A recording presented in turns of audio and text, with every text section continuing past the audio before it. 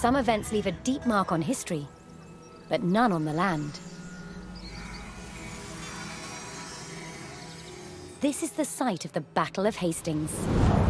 After almost 1,000 years, no traces of the bloody conflict can be seen. But here, the fate of England turned. It's where a king was killed, and his victor claimed the throne.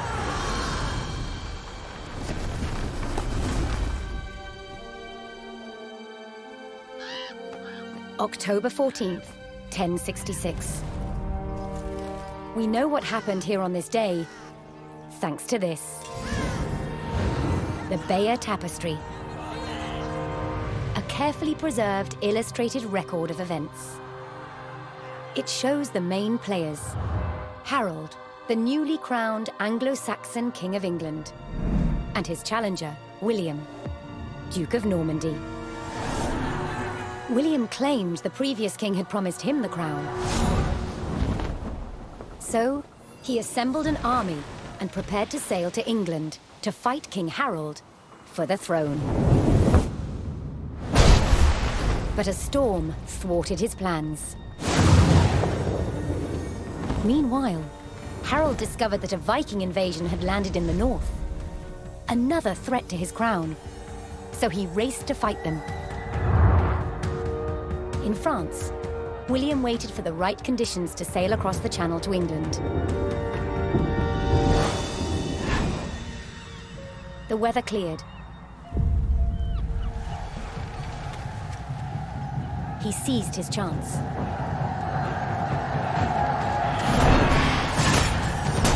"250 miles north, Harold had defeated the Vikings.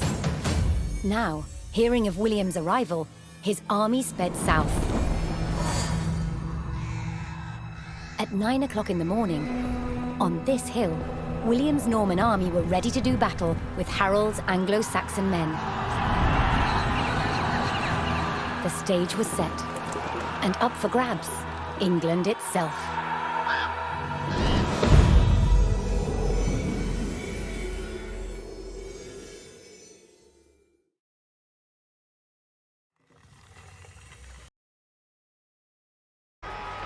Here, on this hilltop, the fate of England would be decided.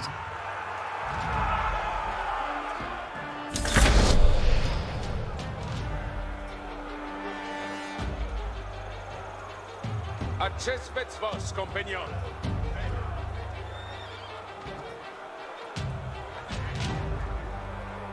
L'heure est de besoigner.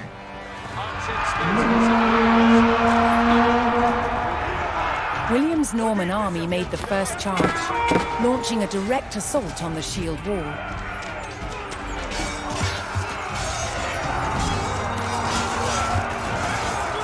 Though William's army fought fiercely against the shield wall, it would not yield. As one man fell, another took his place. Overlapping shields in tight formation made for a near impenetrable barrier. Realizing his army could not break the shield wall, William called for a retreat.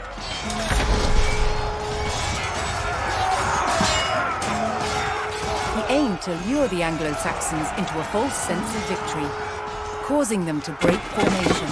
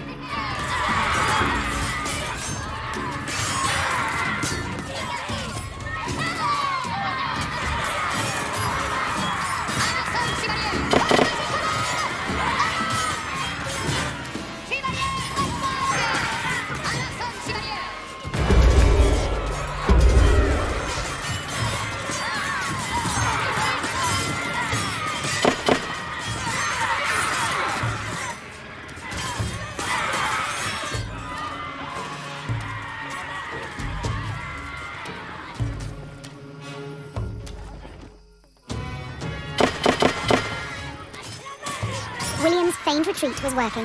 The Anglo-Saxon army broke their shield wall formation, leaving gaps for William to make a move.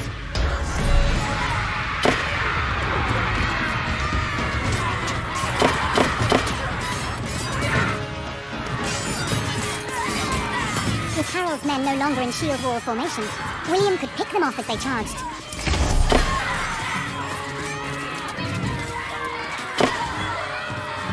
More Norman men-at-arms reinforced William's army.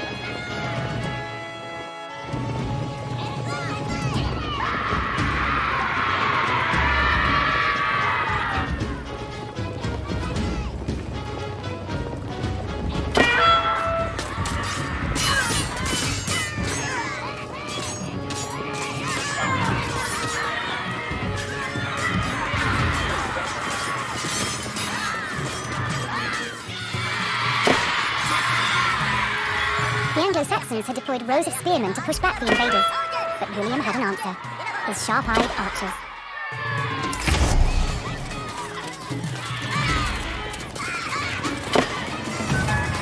Additional Norman archers joined the battle.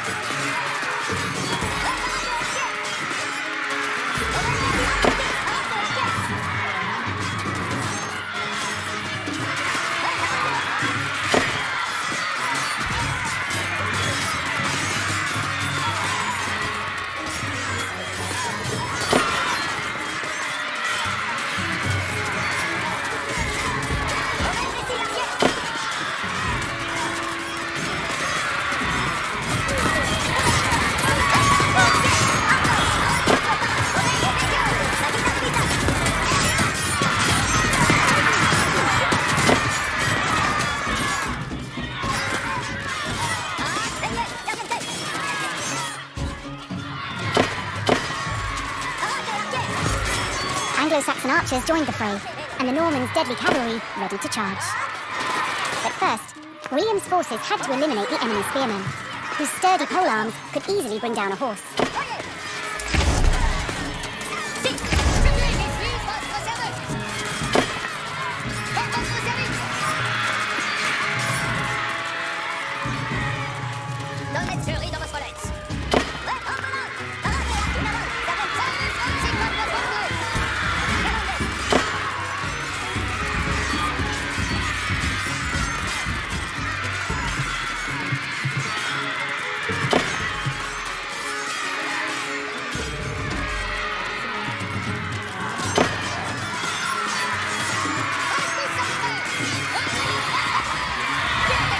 spearmen cleared from the field, William's cavalry was free to charge at the Anglo-Saxon archers.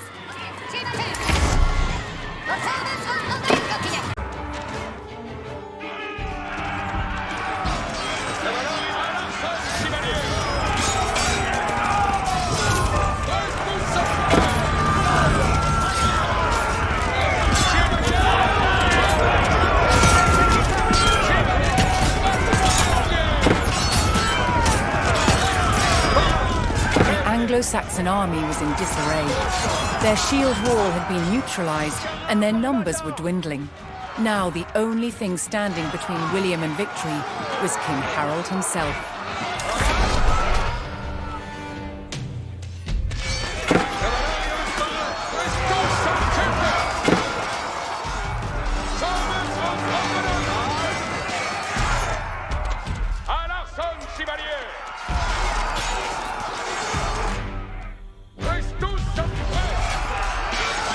The last of Harold's men encircled their king, prepared to lay down their lives to save his.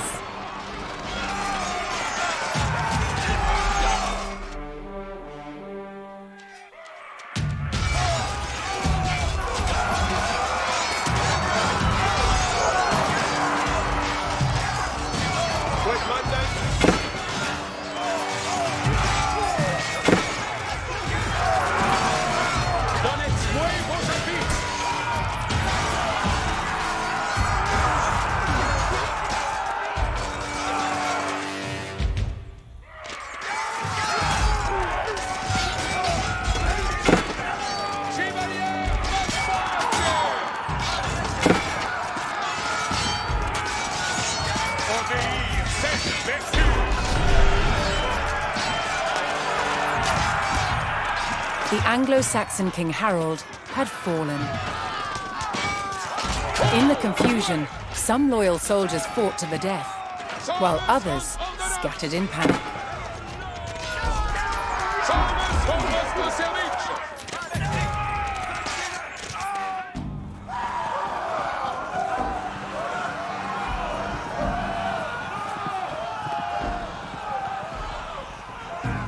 Leaderless and defeated, the last of the Anglo-Saxon army fled for their lives. The Normans celebrated victory over the English king, but William's quest to rule England was just beginning.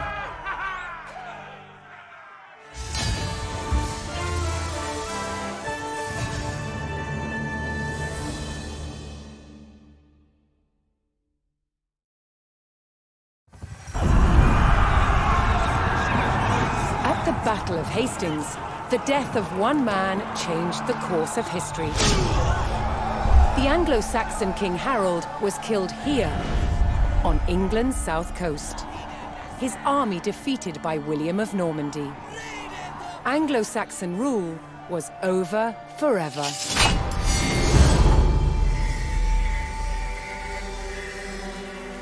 At Westminster Abbey on Christmas Day 1066, William was crowned the first Norman King of England. Now he had to secure power across the country. He began by stamping his mark on the landscape, building cathedrals and castles at strategic locations. Nothing like them had been seen in England before. They reminded the Anglo-Saxon population exactly who was in charge. But not all were content with living under Norman rule. Anglo-Saxon revolts broke out across the country. King William acted quickly to crush these rebellions. But there was one region where dissent was spiraling out of control: the north of England. In 1069, a group of lords from Northumbria formed an alliance with Viking invaders. Together, they approached Norman-held York, a large city with an important cathedral, still protected by ancient Roman walls. But the walls couldn't save York. The city and the castle fell to the rebels. William's new kingdom was under threat. He had to get the city back under Norman control. William had no choice but to order his men north. But as the Norman forces set off on their long march towards York, how much resistance from the rebels would they encounter?